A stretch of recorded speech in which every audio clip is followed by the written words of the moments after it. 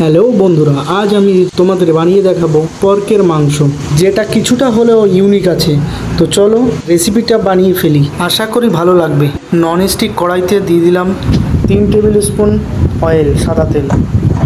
তেলটা গরম হয়ে গেলে এর মধ্যে দিয়ে দেবো জিরে, এটার পরিমাণ ছিল হাফ টি স্পুন।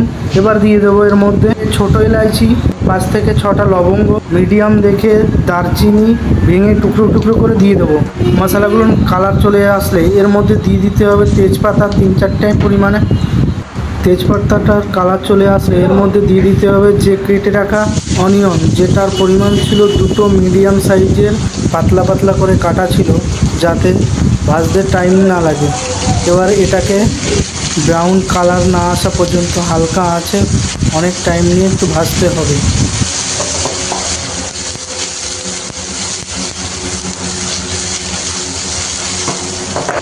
দেখো মোটামুটি কালার চলে এসছে। এবার দিয়ে দিতে আমাদের ধুয়ে রাখা যে পর্কের মাংসটা ছিল ওটা আস্তে আস্তে দিয়ে দিতে হবে, এবং দিয়ে দেওয়ার পরে এটা কিছু না দিয়ে অনেক টাইম পর্যন্ত একটু নাড়াতে হবে। নাড়ানোর পরে জলটা ছেড়ে দিলে এরপর আমরা দিয়ে দেবো এর মধ্যে হাফ টেবিল স্পুন হলুদ গুঁড়ো, হাফ টেবিল স্পুন জিরে গুঁড়ো। জিরে গুঁড়োটা দেওয়ার পরে অনেক টাইম একটু নাড়াতে হবে, নিচে লেগে যাচ্ছে, যার জন্য আমরা এর মধ্যে দিয়ে দেবো জল। জলটা দেওয়ার কারণ নিচে লেগে যাচ্ছিলো, যার জন্য জল দেওয়া হলো। এবার এর মধ্যে লঙ্কা বাটা দেবো স্বাদ অনুযায়ী, যে যেরকম ঝাল খায়।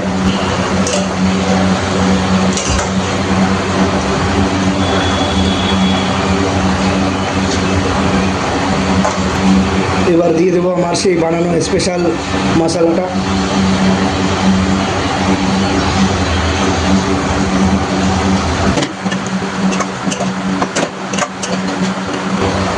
এই 5টা আলু ভেজে রেখেছিলাম তেলে, এটা এখন দিয়ে দেবো। এর সাথে সাথে একসাথে আলুটাও কষা হবে।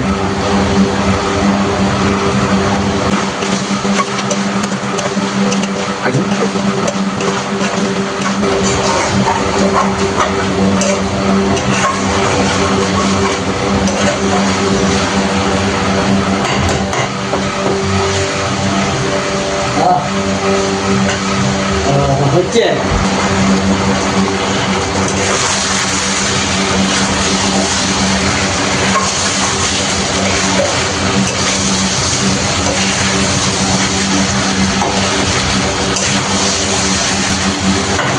মশলাটা ভালো করে কষাতে হবে, নিচে যেন লেগে না যায়, তার জন্য সবসময় স্লাইসারটা নাড়াতে হবে।